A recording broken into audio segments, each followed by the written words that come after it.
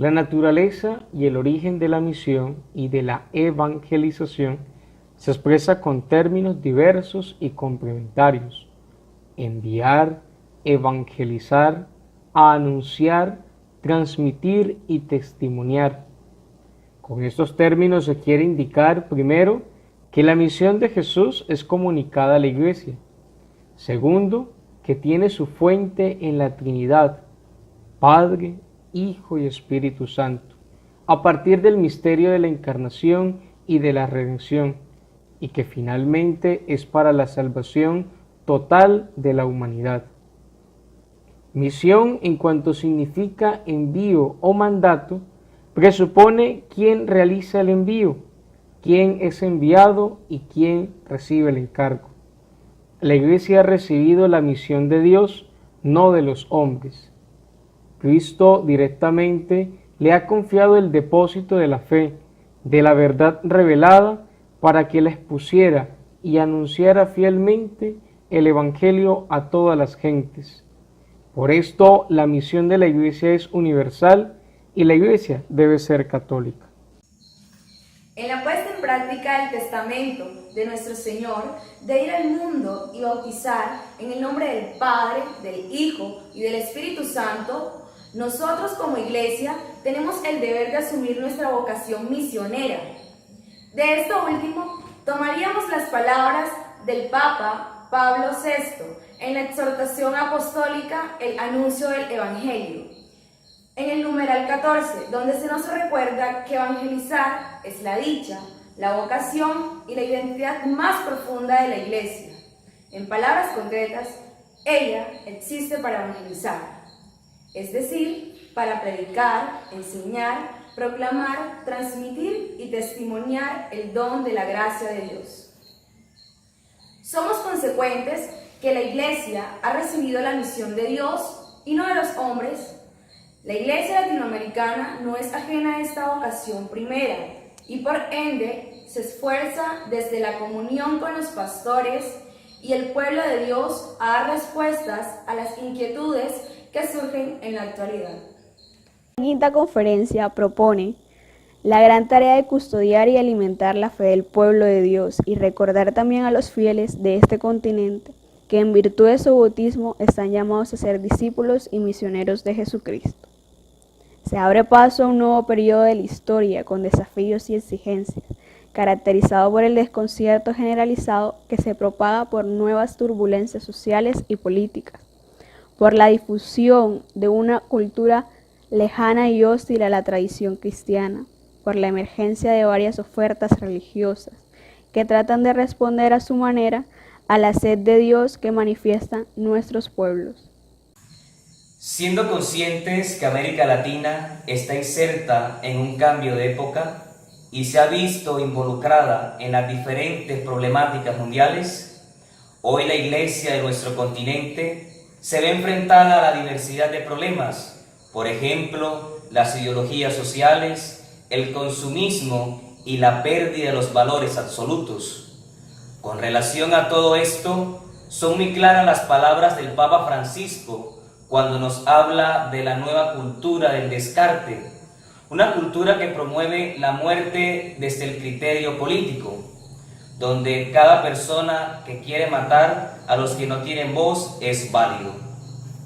Un ejemplo patente es que los ambientes académicos se están encargando de cambiar conceptos, ya sea para justificar el error o para acomodarlos, como sucede con el aborto y la eutanasia, llamando así la sociedad al aborto como interrupción voluntaria del embarazo y a la eutanasia como el derecho a la muerte digna. Hoy la Iglesia se ve enfrentada a los problemas del individualismo, el consumismo, el utilitarismo reinante, los conflictos armados, los nuevos modelos económicos, la desigualdad, la pobreza y la exclusión.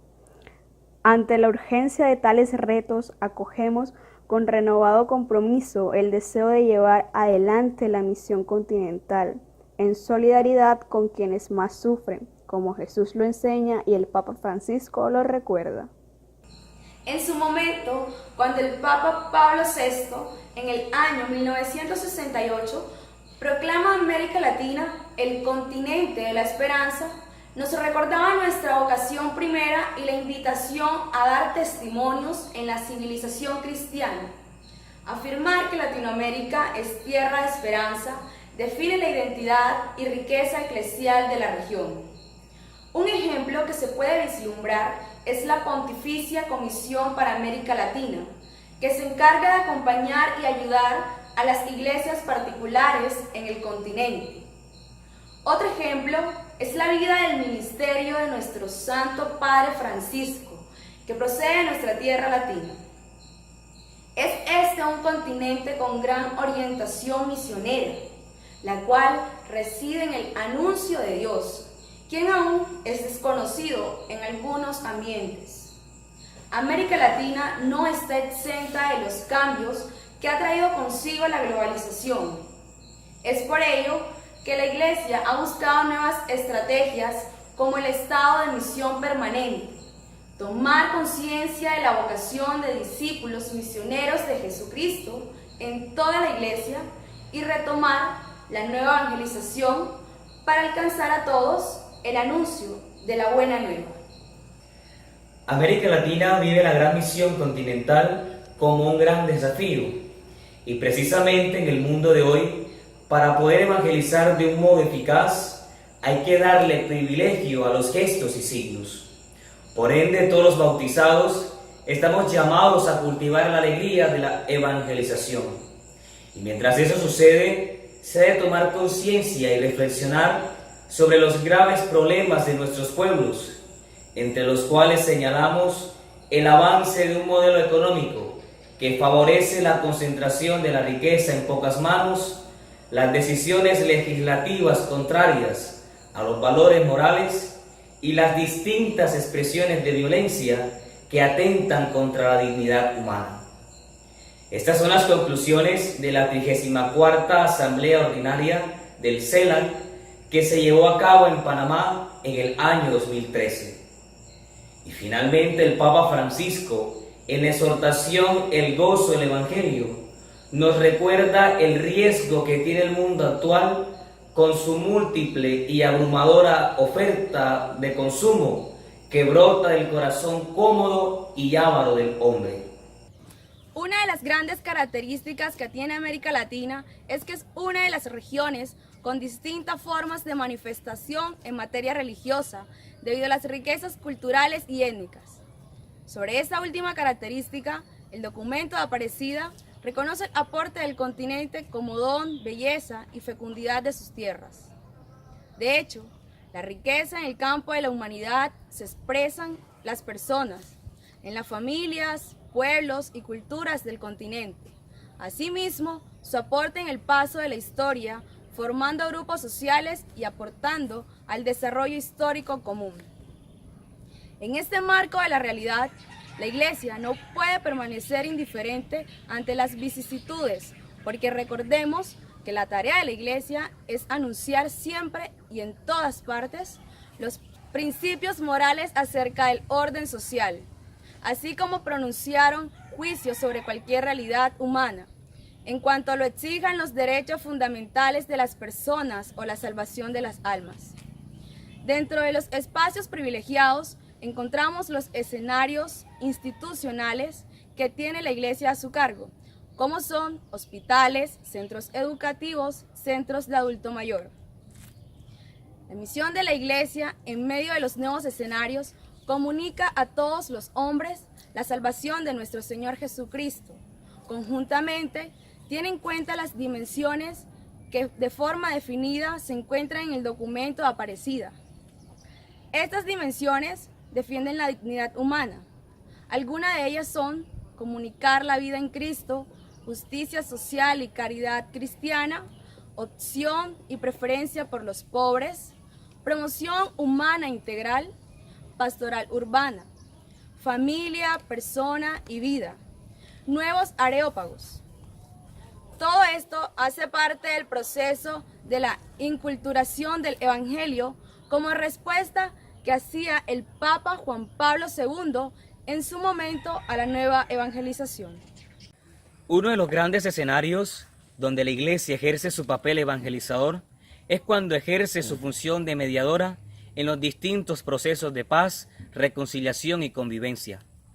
Podríamos afirmar con fuerza que no se puede entender una misión alejada de las realidades sociales, económicas y políticas. De ahí que la misión está supeditada a caminar con los hermanos que sufren, en especial con los que están en medio de los conflictos armados. Nosotros como Iglesia tenemos el deber moral de acompañar el logro y la sostenibilidad de la paz, pues el misionero tiene, con sus palabras y acciones, debe demostrar el rostro amoroso o misericordioso del Padre. Colombia no es ajena a esta realidad del continente latinoamericano. De ahí que nuestra Iglesia exige que se hable de paz como una nueva forma de comunicar la buena nueva de salvación de nuestro Señor, es decir, que a través de la misericordia y la reconciliación se conozca a Jesús, pues Él no es solo camino, verdad y vida, sino también es perdón, misericordia y reconciliación. En el contexto actual, la violencia es una mentira que va contra la fe y con la verdad de nuestra humanidad, parafraseando a San Juan Pablo II. De ahí que la Conferencia Episcopal Colombiana aprovecha todo su potencial y credibilidad para generar nuevos diálogos, para concientizar a los fieles que es posible un mundo mejor y que vale la pena apoyar los diferentes procesos que se vienen gestando en nuestra patria. Asimismo, la Conferencia Episcopal, en el documento Artesanos del Perdón, la Reconciliación y la Paz, nos recuerda que la reconciliación es un proceso que requiere tiempo y que se da a lo largo de una serie de transformaciones. Una primera transformación profunda es purificar la memoria, descargar de odio y deseo de venganza el recuerdo de la historia para hacer que esa memoria cumpla un papel positivo y proactivo en la construcción de una nueva sociedad. En una segunda transformación están los cambios en la forma como resolvemos nuestras diferencias. Se trata de crear una mentalidad y una cultura del diálogo, del encuentro y de la palabra capaz de restaurar las relaciones. En tercer lugar, para llevar a cabo el proyecto de la reconciliación, se requieren cambios en las relaciones familiares y comunitarias, desde las cuales se reconstruya el tejido de relaciones en la verdad, el respeto y el amor. En cuarto lugar, la transformación a la que llama la reconciliación es fundamentalmente la transformación de los conflictos, para que no degeneren en violencia, sino que sean la ocasión para ejercer el diálogo, el reconocimiento y la acción colectiva que construyen sociedad. Finalmente, hay una quinta forma de transformación que es fundamental. Se trata de la restauración de los derechos humanos, el fortalecimiento de la participación en la vida de la democracia, la construcción de un modelo de sociedad mayormente fundado en la justicia y en el reconocimiento de la dignidad humana. En el Evangelio de la Vida, en el numeral 101, San Juan Pablo II, nos recordaba que ser artesanos del perdón, la reconciliación y la paz es anunciar que solamente el respeto por la vida puede ser la base y la garantía de los bienes esenciales y más preciados de la sociedad, y que no puede haber democracia verdadera sin reconocimiento de la dignidad de cada persona y sin el respeto de sus derechos.